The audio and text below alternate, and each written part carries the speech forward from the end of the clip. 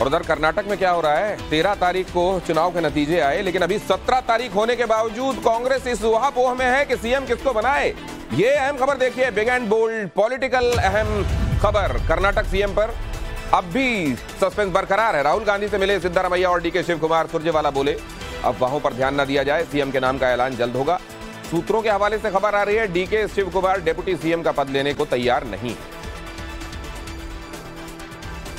और उधर महाराष्ट्र से अगली political news. NCP chief Sharad Pawar की पार्टी नेताओं के संग मीटिंग हुई। लोकसभा विधानसभा चुनाव को लेकर ये बैठक की गई और दोनों चुनाव महाविकास अघाड़ी साथ में लड़ेगा, ये कहा गया। सीटों के बंटवारे पर एनसीपी नेताओं में चर्चा हुई और यहां पर पवार साहब ये जो मीटिंग कर रहे हैं, जाहिर है उनके बैक ऑफ द माइंड कहीं अजीत पवार भी लगातार चल रहे होंगे। और बिग एंड बोल्ड में अगली अहम खबर मध्य प्रदेश से। दिग्विजय सिंह गुना से लोकसभा चुनाव लड़ने के लिए तैयार हैं। पहली बार सिंधिया से हो सकता है दिग्विजय का मुकाबला। दिग्विजय ने कहा, पार्टी कहे तो हम इस मुकाबले के लिए तैयार। गुना से सिंधिया 4 बार लोकसभा का चुनाव जीत चुके हैं, लेकिन 2019 में उन्हें मिली थी हार। 2020 में सिंधिया कांग्रेस छोड़कर बीजेपी में शामिल हो गए। और बिग एंड बोल्ड में अगली अहम खबर दिल्ली से। एल्डरमैन की नियुक्ति पर सुप्रीम कोर्ट ने सुरक्षित रखा फैसला। एलजी के एल्डरमैन नामित करने पर सुप्रीम कोर्ट की अहम टिप्पणी। सुप्रीम कोर्ट ने कहा, एलजी को अधिकार देने का मतलब है कि वो निर्वाचित निकाय को अस्थिर कर सकते हैं। एलजी के एल्डरमैन नामित करने की शक्तियों को दी गई थी चुनौती। और अगली अहम खबर शीश महल से जुड़ी हुई फाइल से जुड़ी हुई खबर देखिए। फाइल जासूसी मामले में दिल्ली पुलिस को शिकायत की गई। आईएएस राजशेखर ने दिल्ली पुलिस को शिकायत की।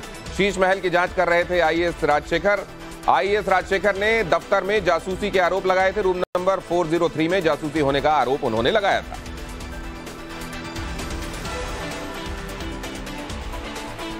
पटना में सनातन की त्रिवेणी बह रही है। लाखों भक्त बाबा के दरबार में हाजिरी लगाने के लिए पहुंचे, लेकिन इस दौरान जेडीयू अध्यक्ष ललन सिंह मुंगेर में एक पार्टी दे रहे थे।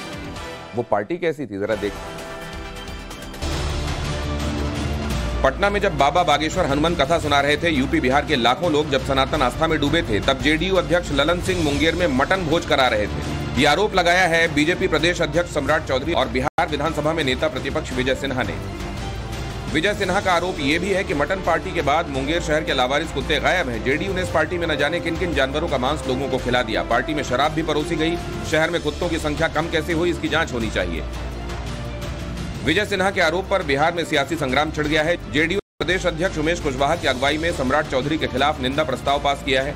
जेडीयू ने कहा कि सम्राट चौधरी और विजय सिन्हा अपने बयानों के लिए सार्वजनिक माफी मांगे, नहीं तो वो कानूनी कार्रवाई करेंगे। जेडीयू का कहना है कि बीजेपी नेता मानसिक दिवालियापन के शिकार हैं। अब बिहार में मीट भात वाली सियासत पर क्या कहा जाए। कोई सनातनी रंग में रंगा है तो कोई मीट भात का मजा ले रहा है। सबकी अपनी अपनी मर्जी, लेकिन मीट पार्टी की चर्चा गर्म है। और अब आपको बताते हैं देश की रीजनल पार्टीज के संदर्भ में खुलासा हुआ है। Association for democratic reforms ADR ने यह खुलासा किया है। और यह खुलासा क्या कहता है?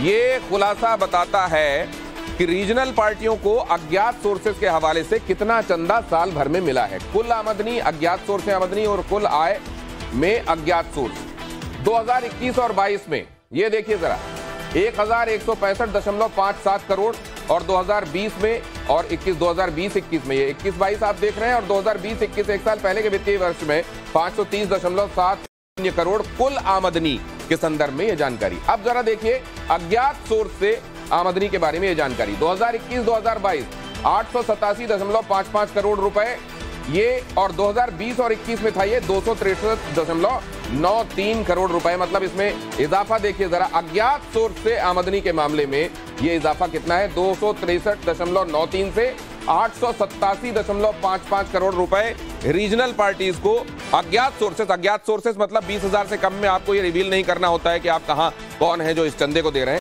वहां पर ये हुआ है। और कुल आय में अज्ञात सोर्स जरा देखिए 76% है कुल आय में अज्ञात सोर्स।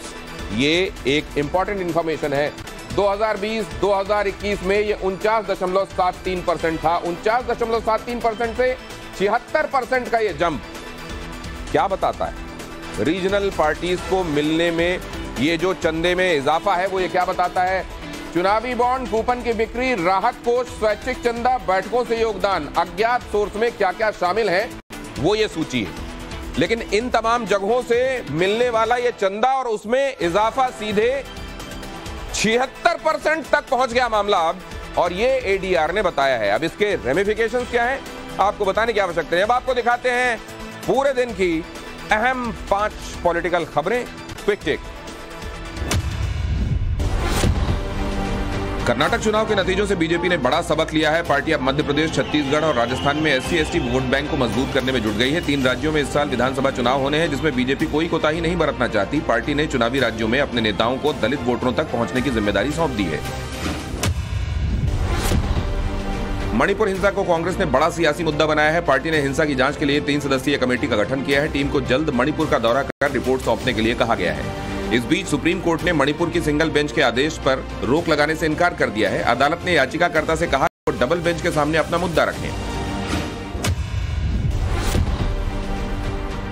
बांदा जेल में बंद माफिया मुख्तार अंसारी को एक मामले में MP MLA कोर्ट से राहत मिली है। हत्या की कोशिश के एक मामले में अदालत ने अंसारी को दोषमुक्त करार दिया है। साल 2009 में गाजीपुर के मोहम्मदाबाद कोतवाली में मुख्तार पर यह मुकदमा दर्ज हुआ था। एक दूसरे मामले में भी मुख्तार पर 20 मई को फैसला आना है।